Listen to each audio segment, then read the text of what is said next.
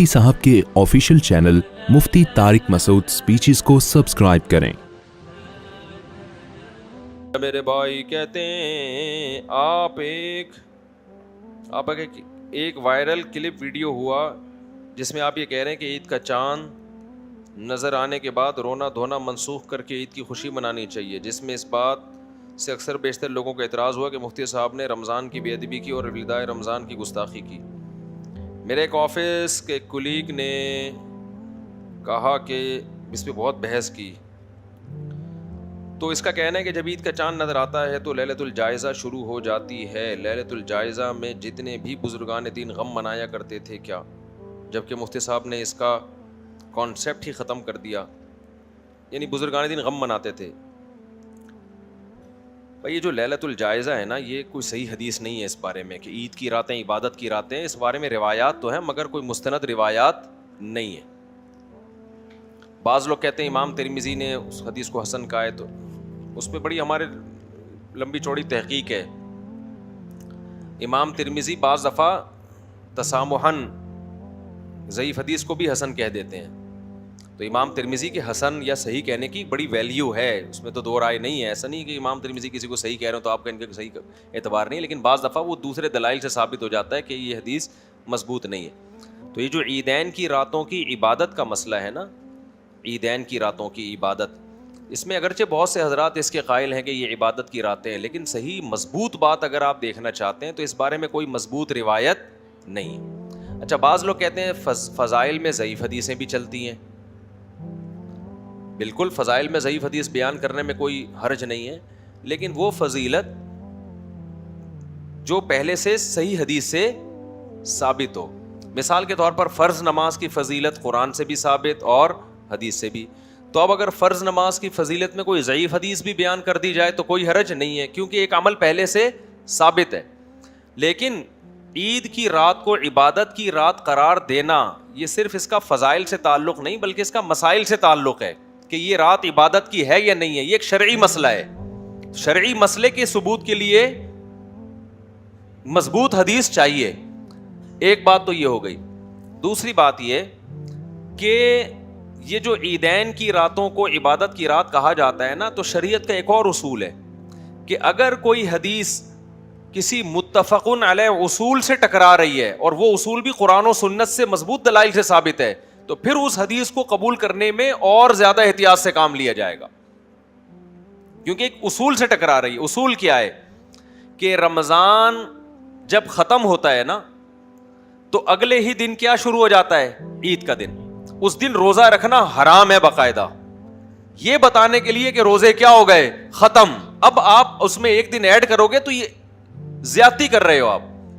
یہی وجہ ہے کہ نبی صلی اللہ علیہ وسلم عید کے دن نماز عید سے پہلے کچھ کھایا کرتے تھے، حالانکہ بقرعید میں نہیں کھاتے تھے۔ تو نماز عید سے پہلے کیوں کھا رہے ہیں؟ یہ بتانے کے لیے کہ آج ہمارا روزہ بولو نہیں۔ افطار کا وقت دیکھ لو نا، افطار تک کھانا حرام، جیسے ہی افطار کا وقت شروع ہو اب فوراً کھانا سنت ہے، اب دیر کرنا مکروہ ہے۔ کیوں بھائی؟ جب اللہ کی طرف سے پابندی، بھائی ریکارڈ کر رہے ہیں کیا؟ ایسا نہ ہو کہ پھر آدھے آ جاتے ہیں نا، پھر ایک تماشا بن جاتا ہے۔ تو اب فوراً جلدی کرنا ہے اس میں، یہ بتانے کے لیے کہ اللہ کی طرف سے پابندی اٹھ گئی۔ تو حدیثوں میں کثرت کے ساتھ صیام رمضان، قیام رمضان، صیام رمضان، قیام رمضان، صیام رمضان، قیام رمضان، اس سے پتہ چلا جب صیام رمضان گیا تو قیام رمضان بھی گیا، یہ دونوں چیزیں ایک ساتھ گئیں۔ اس کا تقاضا یہ ہے کہ عید کی رات بھی آرام کی رات ہو، کیونکہ جو قیام آپ کنٹینیو کرتے رہے ہیں تو وہ قیام اب کیا ہو گیا؟ ختم۔ ایک منٹ بات تو مکمل کر لیتا میرے بھائی، بات تو مکمل۔ تو وہ سیام کے ساتھ، یعنی سیام روزوں کو کہتے ہیں نا، روزوں کے ساتھ قیام بھی کیا ہو گیا؟ ختم ہو گیا۔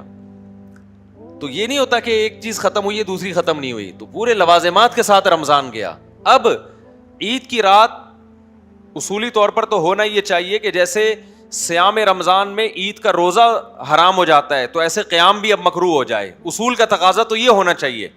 لیکن چونکہ مکروہ ہونے پر ہمارے پاس کوئی دلیل نہیں ہے تو کم از کم مستحب تو نہیں مانا جائے گا نا، اس کو یہی کہا جائے گا کہ عام راتوں کی طرح اب یہ ایک رات ہے۔ आम रातों की तरह एक रात है, लिहाजा आप इबादत करें तो अच्छी बात है, बल्कि करनी इसलिए चाहिए कि एक इबादत की आपको आदत पड़ चुकी है तो वो आदत ना छोड़ें, आप रात को इबादत कर लें, इजाफी फजीलत समझ के नहीं, क्योंकि उस पर कोई मजबूत दलील नहीं है, बल्कि मजबूत दलाइल जो रिवायतें हैं वो इतनी जानदार नहीं है कि वो कभी रिवायतों के मुखालिफ हो जाएं।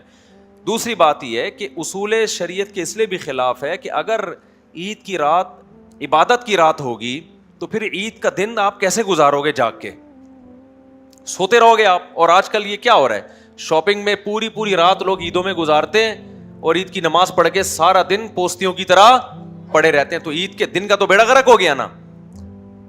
तो अब आप चाहे शॉपिंग में जागो चाहे आप नमाज में जागो, नतीजा तो एक ही निकलेगा ना। हाँ, रूहानियत में तो बड़ा फर्क आएगा कि इबादत हो रही है तो सवाब मिलेगा, लेकिन जो ईद का दिन जो शरीयत मनाने का हुक्म दे रही है वो मना नहीं सकते आप, वो रात को जाके मनाओगे, जो कि त्योहारों को रात को मनाना इस्लाम का मिजाज नहीं है। त्योहार इस्लाम के दिन में मनाए जाते हैं, तो अगर रात आपने इबादत में गुजार ली तो फिर सुबह आप फ्रेश नहीं होगे। समझते हो कि नहीं समझते? तो इसलिए हजरत मुफ्ती रशीद अहमद साहब रहिमाहुल्लाह के इस पे पूरा एक रिसाला है असुल फतावा में कि ये जो ईदैन की रातों की बहुत ज़्यादा फजीलत बयान की जाती है, तो पूरी तहकीक है हजरत मुफ्ती रशीद अहमद साहब की कि ये कोई मजबूत दलील से साबित नहीं है, बल्कि शरीयत के मिजाज के खिलाफ है। ये शरीयत चाहती है कि इबादत जब रमज़ान ख़त्म हुआ तो अपने तमाम लवाज़िमात के साथ ख़त्म हुआ है। अलबत्ता ये मसला इख्तिलाफ़ी है, तो उलमाए हक़ के दरमियान इख्तिलाफ़ी है, तो जो मसला उलमाए हक़ के माबैन इख्तिलाफ़ी होता है उसमें शिद्दत जायज़ नहीं होती। तो कोई इस रात को अगर इबादत कर रहा है तो उसको बिदती नहीं कहेंगे, क्योंकि रिवायात बहरहाल मौजूद हैं। ऐसा नहीं कह सकते उसके कौल को कि बिल्कुल ही कोई हैसियत ही नहीं है इसकी, तो रिवायात बहरहाल मौजूद हैं, उसको बिदती नहीं कह सकते, उसको गुमराह नहीं कह सकते। उसके पास भी एक दलील है, वो कह रहा है हदीस हैं इस बारे में, लेकिन ये कि हमारी राय यही है कि वो हदीसें इतनी मजबूत नहीं है कि उनको शरीयत के एक मुत्तफ़क़ुन अलैह उसूल के मुकाबले में ला के खड़ा किया जाए। दूसरा सवाल जो भाई ने पूछा वो ये पूछा कि रमज़ान जब जा रहा हो तो गम मनाना कैसा है? तो गम मनाना ठीक नहीं है। जो अल्लाह आपको जिस वक्त जिस काम का कह रहा है वो काम करो उस वक्त। ईद खुशी का दिन है, गम का दिन है, तो रमज़ान जाने के बाद अल्लाह ने खुशी रखी है, गम रखा है, तो जब अल्लाह ने खुशी रखी तो खुश हो जाओ। नहीं यारी बात समझ, खाम खा में उसमें कि हाय यूं, अबे छोड़ यार। और ये जितने रो रहे होते हैं ना रमज़ान जा रहे हैं, इनसे बोलो ठीक है ईद के बाद दोबारा 1 महीना तुम रख लेना रोजे, हम तो खाएंगे पियेंगे घूमने फिरने। बहुत से लोग ईद के बाद आउटिंग के लिए निकलते हैं, और मेरे भी आदत है, छुट्टियां होती हमारी तो बच्चों को लेके कभी निकल गए, कभी दोस्तों को लेके निकल गए, क्योंकि 1 महीना भाई पूरा रमज़ान के रोज़े ही आसान काम नहीं है। तरावी है, बयानात है मुसलसल, फिर टूटी फूटी अल्लाह नमाज रोज़े की तौफीक दे देता है, कुछ टूटी फूटी तिलावत की। हम कोई बहुत बड़े वलीउल्लाह नहीं है, लेकिन फिर भी पूरे साल की रूटीन चेंज होती है। कुछ ना हो यार, ये रोज़ा कोई हल्की चीज़ है यार। मुझे पूरा महीना हो गया मैंने पठान होटल के पराठे नहीं खाए। 2 पराठे का मेरा मामूल था, 2 हाफ फ्राई अंडे के साथ, वो सहरी में नहीं खाया जाता, उतरता ही नहीं है निवाला उस तरीके से। इतनी स्केजुअल आउट होता है ना इंसान का। अब आप मुझे बताओ, आपने रात को इफ्तारी में खाना खा लिया, वो तमीज से नहीं खा सकता, अजान हो जाती है, नमाज में आना पड़ता है, वो अधूरा छोड़ के नमाज के लिए आ गए, बाद में भूख खत्म हो गई, खाओगे पेट खराब होगा, नहीं खाओगे एहसास रहेगा यार पूरे दिन के में 2 पकोड़े बस। फिर तरावी के बाद बयान के बाद पेट भर के खा लो तो सहरी में नहीं खाया जाता, नहीं खाओ तो पेट कमर से चिपका रहता है। एक अजीब डिस्टर्ब होती है ना लाइफ इंसान की। उस दिन मैंने यहाँ इफ्तारी की, आप लोग इन लोगों ने इत्तिकाफ वालों ने दावत की, 2 दिन दावत की और दोनों दिन पेट की वाट लगी है, ऐसी की तैसी हुई है। खा लिया तो फिर अब सहरी में खाएं कि नहीं खाएं, नहीं खाएं तो यार फिर सारा दिन गुजारना मुश्किल, खाएं तो स्पेस की थोड़ी सी मेमोरी भरी हुई है, तो कुछ फॉर्मेट करना पड़ेगा, कुछ माल डिलीट। अब मोबाइल में जाके तो आप गैलरी से बहुत सी चीजें डिलीट कर देते हैं, पेट से कैसे डिलीट करेंगे भाई आप? वो तो अपने आपकी बात थोड़ी सुनता है वो। तो खा लो तो बदअज़मी, एक पूरा महीना इंसान डिस्टर्ब रहता है। उसके बाद मेरे भाई अल्लाह की तरफ से ऐलान होता है कि मेरे बंदों ने 1 महीना जो मुजाहिदा किया, अब ये मुजाहिदा मेरी तरफ से ख़त्म। और कैसी प्यारी दुआ नबी ने सिखाई इफ्तार के वक्त, रहबज़्ज़मा, प्यास चली गई, वबतल्लतिल उरूक़, रगे तंग तर हो गई, व सबतल अजरु इंशाअल्लाह, और अल्लाह ने जो अजर रखा है रोजेदार के लिए वो हमारे मुकद्दर में लिख दिया गया। तो जब रमज़ान जाता है तो अल्लाह हम जैसे, ठीक है मोहब्बत अपनी जगह है रमज़ान से, कुछ ना कुछ रमज़ान जाने का एक नेचुरली गम भी होता है इंसान को, एक बरकतें थी वो ख़त्म हो रही हैं, लेकिन अल्लाह उस गम को मनाने की इजाज़त नहीं दे रहा। ایک ہوتا ہے غم کا نیچرلی ہونا. ظاہر ہے کہ رمضان سے بھی تو محبت تو ہوتی ہے نا, چھوٹتا ہے تو غم تو ہوتا ہے نا. اعتکاف میں کتنی رونق ہے, تراویح میں کتنی رونق ہوتی ہے, یہ ایک نیچرل ہے, یہ ہو جائے کوئی حرج نہیں ہے. اس کو منانا نہیں ہے, منانا عید کو ہے. ابے کیا ہو گیا, اگر اس کو منانے کی اجازت ہوتی تو پھر عید تھوڑی ہوتی. پھر اللہ کہتا ہے اب رمضان جب جائے گا تو اگلا دن رونے پیٹنے میں گزرنا چاہیے تمہارا. ہائے ہائے چلا گیا, ہائے ہائے ہائے ہائے کیا ہو گیا, ہائے ہائے. اللہ میاں نے کہا صبح نہا دھو کے تیار ہو کے آؤ, اور لِتُكَبِّرُوا اللَّهَ عَلَىٰ مَا هَدَاكُمْ وَلَعَلَّكُمْ تَشْكُرُونَ. اللہ نے کہا جب رمضان کے روزے گزر جائیں تو اللہ کی کبریائی بیان کرو اور اللہ کا شکر ادا کرو. تو جب رمضان گزرتا ہے تو ہم یہ سوچ کے کہ اللہ نے ہمیں 30 دن کے یا 29 دن کے روزوں کی توفیق دی, اب وہ ٹینشن بھی ختم, اب تمیز سے ٹائم پہ اٹھیں گے, پراٹھے دوبارہ سے پھوڑیں گے. تو یہ اللہ کی طرف سے آزادی مل رہی ہے بھائی, اور یہ ایسی نعمت ہے کہ 1 مہینوں کے روزوں کا اجر بھی اللہ نے اپنے اعمال میں لکھ دیا. تو فَبِذَٰلِكَ فَلْيَفْرَحُوا, بھائی ہم تو اس پہ کیا ہوں گے, خوش ہوں گے. ہم جیسے نالائقوں کو اللہ نے, میں تو بہت خوش ہوتا ہوں کہ اللہ مجھ جیسے نالائق کو تو نے 1 مہینہ روزے کی توفیق دے دی. عام دنوں میں رکھ کے دکھاؤ یار 1 مہینہ, 15 دن نہیں, 10 دن نہیں رکھے جاتے, 1 ہفتہ نہیں. نفلی روزے کا انسان سوچتا ہے کہ کل رکھوں گا, اور سوچتے سوچتے 6 مہینے گزر جاتے ہیں. اس کے بعد جا کے کہتا ہے پتہ نہیں مناسب رہے گا کہ نہیں رہے گا. تو اللہ نے توفیق دے دی. عام دنوں میں نوافل پڑھنا کتنا مشکل ہے, ادھر 20 رکعتیں پڑھنے کی توفیق مل جاتی ہے. تو غم ہوتا ہے, پھر بھی میں بتا رہا ہوں رمضان چھوٹنے کا اپنا غم ہوتا ہے, لیکن منانا غم نہیں ہے, منانی کیا ہے, خوشی ہے. کیونکہ اللہ کہہ رہا ہے اب خوش ہو جاؤ. اور جو غم ہو رہا ہے نا وہ بھی اس لیے ہو رہا ہے کہ جا رہا ہے رمضان, اور پتہ ہے کہ اب 1 سال سے پہلے نہیں آئے گا. اگر کوئی کان میں آ کے کہتے کہ تجھے اتنا غم ہو رہا ہے, تیرے لیے فرشتے نے آ کے ایک الگ سے پیکج دیا کہ اگلا مہینہ پھر تیرا رمضان ہے, پھر دیکھو بے ہوش ہو جائیں گے ٹینشن سے, ابے یہ کیا ہو گیا یار, پھر 1 مہینہ.